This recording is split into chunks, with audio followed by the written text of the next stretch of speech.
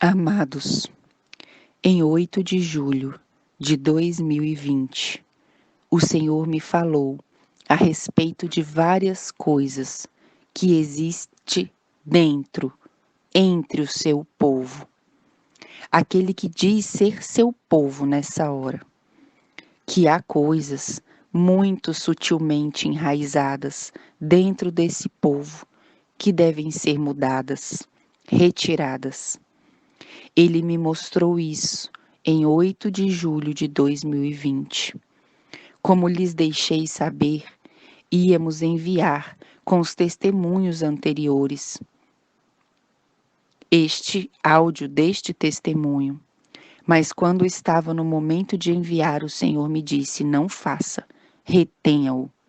Porque há coisas que precisam ser mais explícitas, mais bem esclarecidas.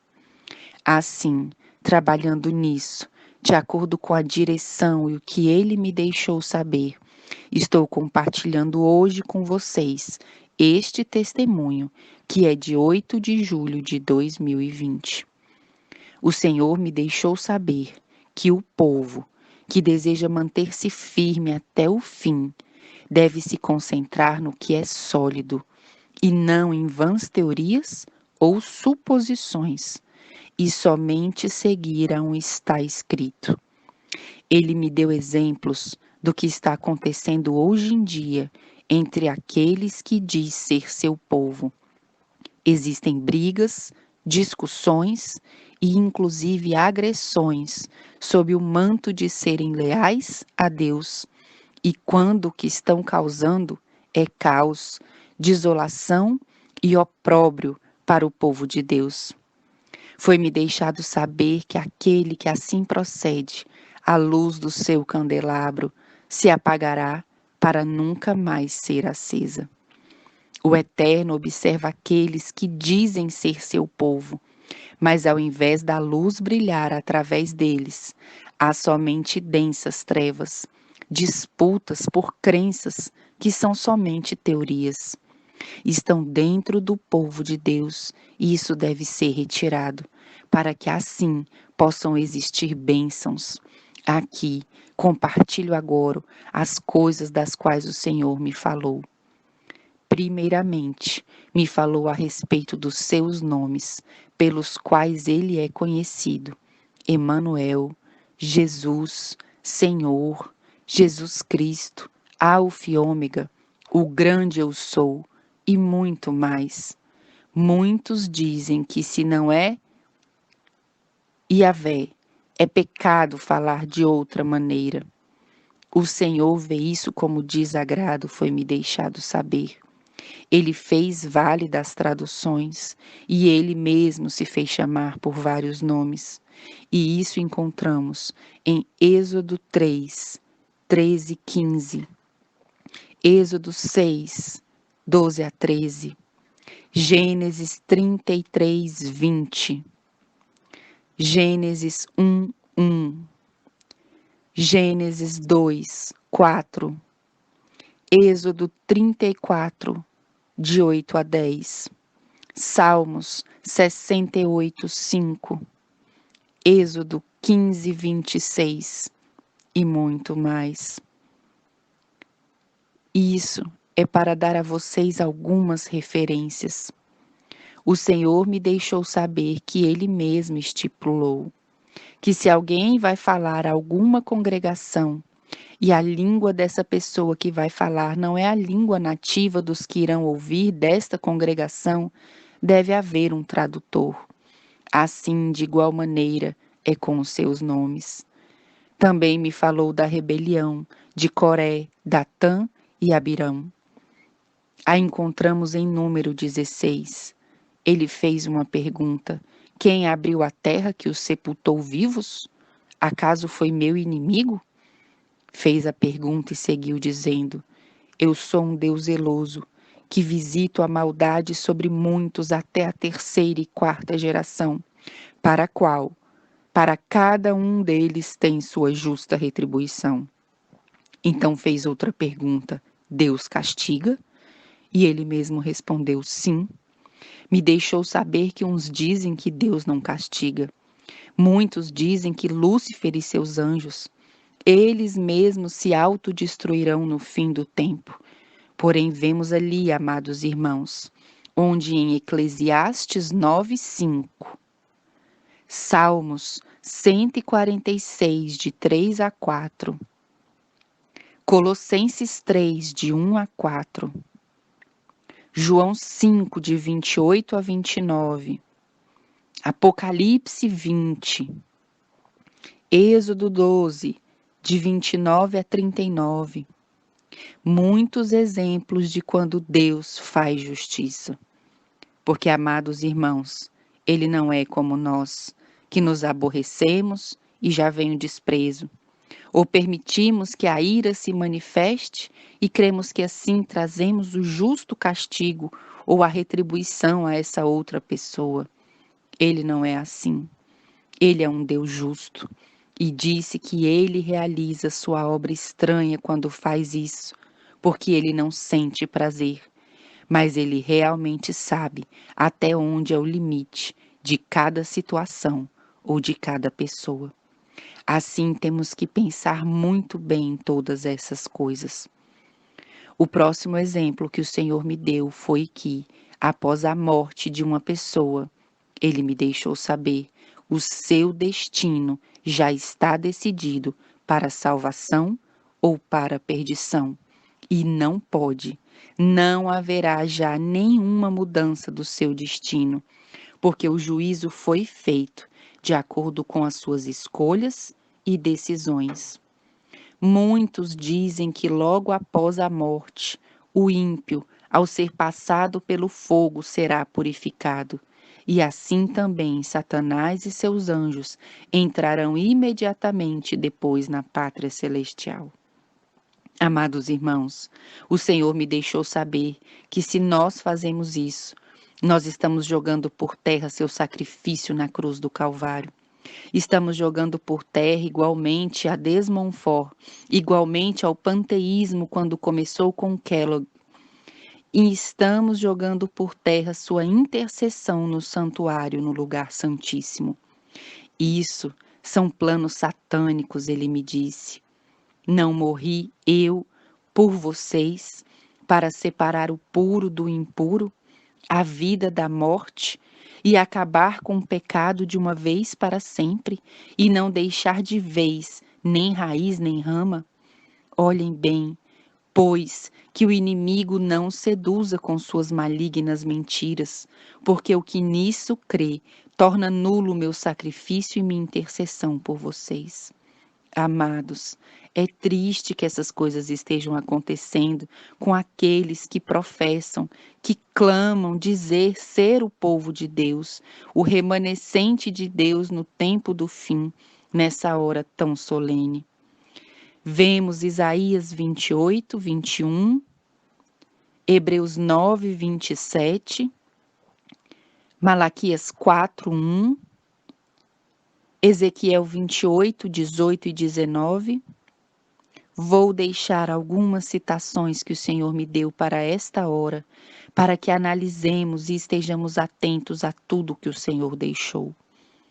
O Senhor me falou de outra situação que também está muito arraigada no povo de Deus. Me falou que existem aqueles que dizem, em verdade, que a terra é plana. Fez reverência a um eclipse lunar. Eu pude ver esse eclipse lunar, onde a terra e lua se aliavam, e me pediu para observá-la. Olhei e vi um círculo em forma de sombra que cobria a lua. Então, nesse momento, me perguntou: o que vês? Eu disse: a lua está coberta por um círculo igual a ela. E me disse: está certa. Não vê uma linha, e sim um círculo? Eu disse: sim, é assim. Me disse: se fosse plana, veria somente uma linha. Me disse: fala aos meus, porque conhecerão a verdade, e a verdade os fará livres. Amados irmãos, ouçam a voz do Senhor. Outro exemplo que ele me deu foi da divindade, do Pai, do Filho e do Espírito Santo. Ele me disse que as coisas secretas ele as revela aos seus filhos. Ali me deu vários textos. Jó 11:7, Mateus 13:11, Lucas 8:10, Romanos 11:25, Deuteronômio 29:29, Mateus 28:19, 1 Coríntios 12, de 4 a 6, 2 Coríntios 13:14, 1 Pedro 1, verso 2, também me falou de Efésios 1:3, referente ao Pai, de Hebreus 1:8 e João 1:14, referente ao Filho, de Atos 5:3 e 4, referente ao Espírito Santo.